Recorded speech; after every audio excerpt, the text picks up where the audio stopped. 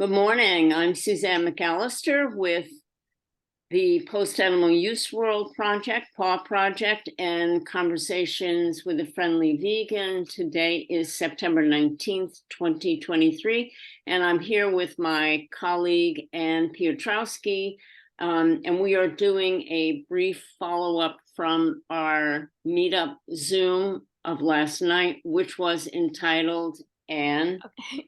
How curiosity can cure conflict in vegan advocacy. great. Okay. So, do you want to start us off, just your impressions or thoughts Yeah. about how the Well, conversation went? I mentioned this in the meeting, so just for people who were not there, just I had given kind of a little synopsis of what that even meant to be like curious when you're what we have a lot of times in these meetings is people who come to us and say, I'm dealing with this frustration. Like I show up, I say I'm vegan, or I do this, and I get these questions, or I get this pushback, or I get, people feeling judged or resentful or whatever it is, or saying things, and then we get irritated by. So it's like, how do we cope with that? And then, so this was kind of a way to use curiosity. So I kind of defined, like, for me, when I'm feeling more curious, it's because I feel calm and I feel Mm, peaceful and I feel connected. I'm just kind of inquiring, and I'm in a learning state, right? A learning state of mind.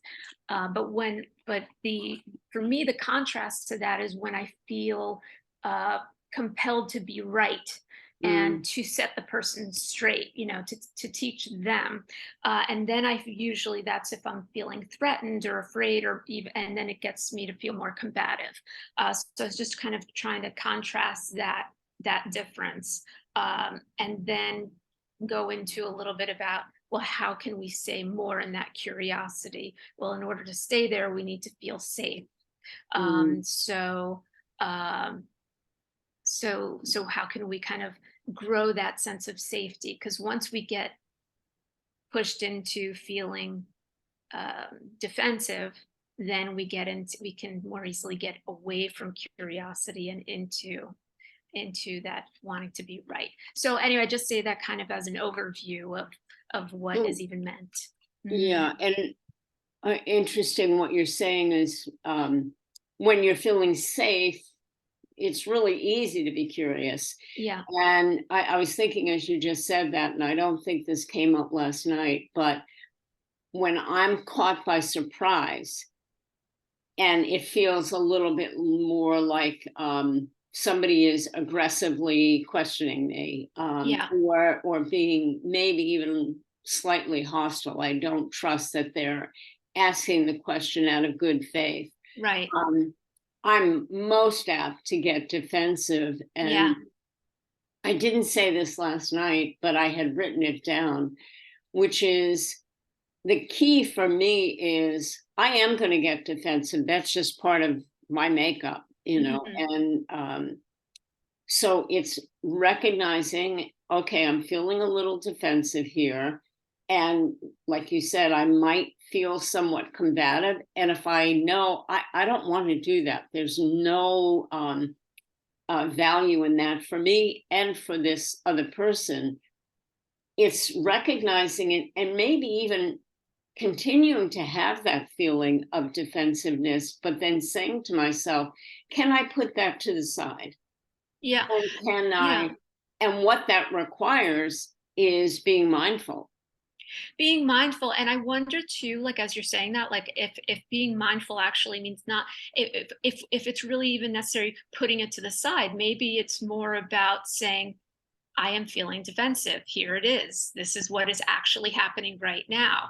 And, Well, I say that internally, but I yeah. think maybe you're suggesting saying it out loud. Well, I'm playing with the idea right now because you just kind of sparked that idea in my head. But like, I wonder, if I were really present and with somebody and they said something kind of like what you described as your relative saying, and I Yeah.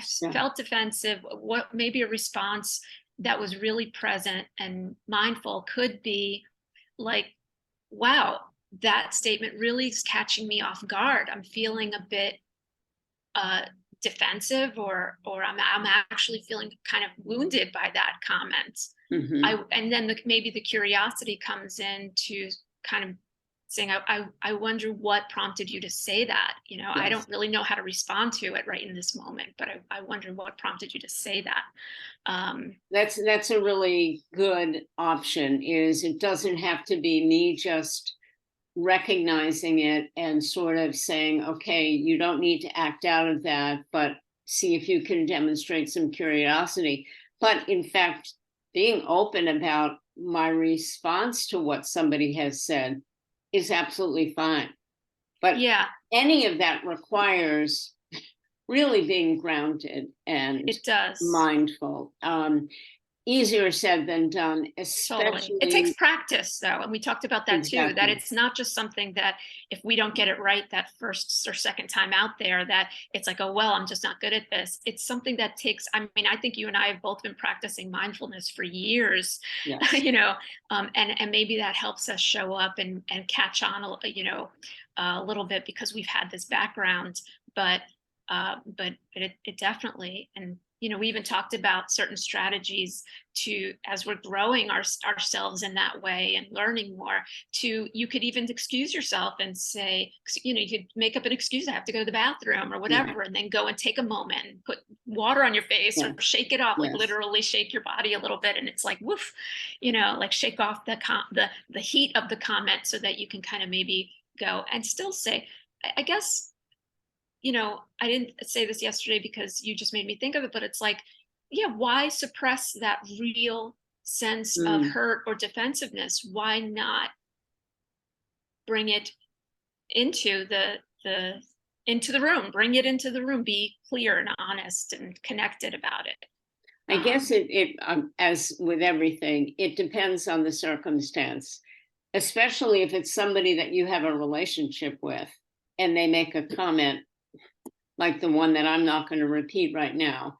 Um, with him, I have a relationship, an ongoing relationship, and I will continue to. That would have been very appropriate. With somebody who's a stranger, like some of the people we're talking about, I guess they weren't strangers. I think with Maya, it might be a rotating group of students that she's interacting with. I'm not right, sure. Um, that might be a little harder. And also the right. age group, they might kind of look at her like, "What? What are you talking about?" Yeah, But yeah, with an adult, with both what Laura and Stacy were talking about, people that they have ongoing relationships with, that they want to have an ongoing relationship with, and they keep getting the same question, that has become really irritating for both of them for good reason. right. Um, And so, do you think like and we were getting into this a little bit yesterday about how can curiosity, what would they have to, if I'm putting myself in their situation, like what would have to change in my view of it in order for me to engage my curiosity about it, and maybe not ignore or suppress, but just would that help my irritation to maybe subside, to go a little bit softer. So if I said like, I've noticed you keep bringing that up. I wonder why you keep bringing that. I yeah, wonder why you keep bringing it up. Is there something I can add to your thinking about this topic that you know yeah, yeah. that prompts you to continue to bring the same subject up with me? Well, Is to there something me, unfinished about it? Mhm. that to me seemed like such a good strategy for both Laura and Stacy. Now it sounds like Laura has kind of gone that route, Yeah, and yeah, with some people, it's not going to work. I mean, right, right. they have a mindset, and there's and it sounds like in her situation there may not be a way to No, address it. I think with Stacy, maybe there is. Hard to say, but anyway, like you said, it takes practice, but there's no question that if we can transition from defensiveness to curiosity, a whole world opens up to us. yeah. So, I think it's also kind of like just more fitting with the way that I want to feel most of the time and the way that I want to be in the world most of the time. I do want to feel more calm and peaceful and curious. And I don't want to feel afraid and combative most of the time. Not that there isn't a place sometimes uh, for that, but because it's a survival instinct, actually, it's kicking in because we have a survival thing. But I don't want to be in that stressed out state most of the time. Most of the time, I'd like to be more calm and peaceful. Um, Which, and can yeah, I just say something? Because what you just said made me think. And the more confident one gets at being able to meet those challenges with curiosity as opposed to defensiveness and getting stressed, it builds on itself. And then we actually do go through the world feeling more relaxed because we think, well, you can throw stuff at me, but I'm going to be able to handle it. I'm very solidly rooted in my veganism and my reasons for being vegan. So they truly people can throw whatever at me, and it's a very strong part of me. So I can afford to be open and Mhm. accepting about commentary about it. But that's not to say, like, and this is stuff that kind of reviewing kind of what we went through in the meeting. There were ideas of like, well, sometimes I'm not up for the conversation. Sometimes I don't want to answer the same question for the hundredth time, or I just want to sit and eat my lunch and say no thank you to the Mhm. cupcake. I think it was something Maya said. So brought up, and this comes up every single month in one way or another, and that is our own boundaries. And are we allowed to forego the conversation sometimes? Are we, maybe not being, is it an opportunity lost, or is Mhm. that part of being an advocate, is that we need to do that self-care, and boundaries are a huge part of self-care. So I just wanted to throw that out there as like something that we talked about. And I do believe I do sometimes forego the conversation. Yes. I think I Yes. said, like, sometimes it's just either a bad day, or the person's asked me the same question 7 times, and I'm at that point, I'm like, come on, just Google it. Like, just go Yes. do your own research. Yes. Um, uh, so I definitely do that, because, and then you know what? It overall, there are a couple things. One, if I were to push myself beyond my own comfort boundaries, comfortable and self-care boundaries there, it's unlikely that would be a real fruitful conversation. Um, and then when I am able to do that for myself, overall, I'm able to be a better advocate. Mhm. I'm healthier, I'm stronger, I can do that. So I don't jump on every No. single And I think opportunity. the other thing that we said that for me was really important, and again, note to self, easier said than done, which is we put this pressure on ourselves. If I only say the right thing, it's Yes. going to have an impact. Yeah, Well, Jen brought that up, the perfectionism. and it's really, it is a pressure we put on ourselves. And I think we forget that um, we are often planting seeds when we don't even know it, and Absolutely. to have that as the broad backdrop perspective, which is no, let's not put that pressure on ourselves. Yes, we can practice. We want to get better at handling these uncomfortable situations and doing it effectively, both for ourselves and also hoping to send a message. But can we be more gentle with ourselves? Yeah, and I think, of course, yes, you're right. Like, we want to be impactful, but to me, to think that I'm going to say the right thing that's going to get them on the vegan track, that is a bit, to my mind, I feel a bit grandiose when I'm saying that, because I don't control that person. I don't control that person's mind. And Yes.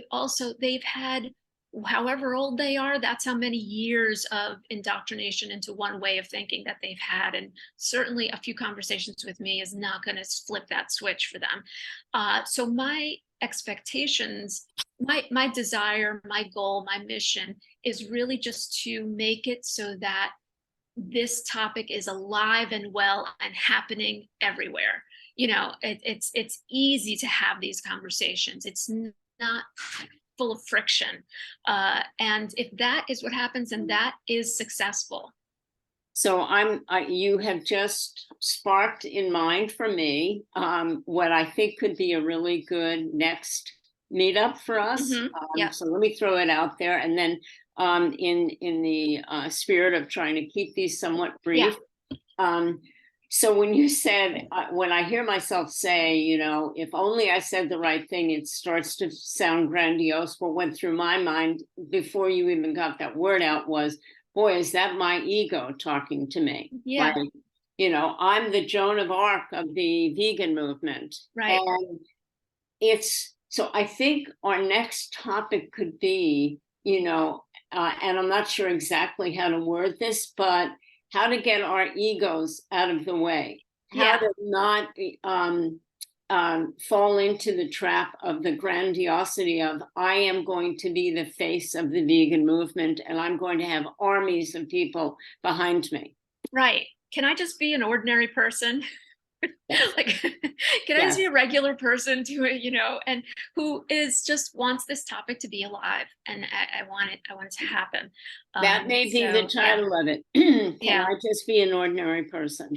I remember when we first met, which was at my first table, with you having a table next to me, and when you were the first person to ask me to articulate what I was trying to do, and one of the things I said was, look, my goal is just to be me out in the world, you know, hello world, this is me, you know, warts and all, I'm vegan. Yes, let's talk about it. No big deal, no fuss, no muss. I just want to be me. What I out in the loved world. about it was the simplicity of it. So I think that is a perfect place. And by the way, for those listening, Anne was tabling at Conversations with a Friendly Vegan, which is the idea. I don't know what you want to even call it. I guess it's a philosophy, an approach, a website, a blog. So, and we've been joining forces ever since then. But thank you. This is always so interesting to go through the ideas that were sparked for us in these meetups. And then we should just say that we do these every month, and that they are organized through the Meetup page of Vegan Spirituality Group of Philadelphia.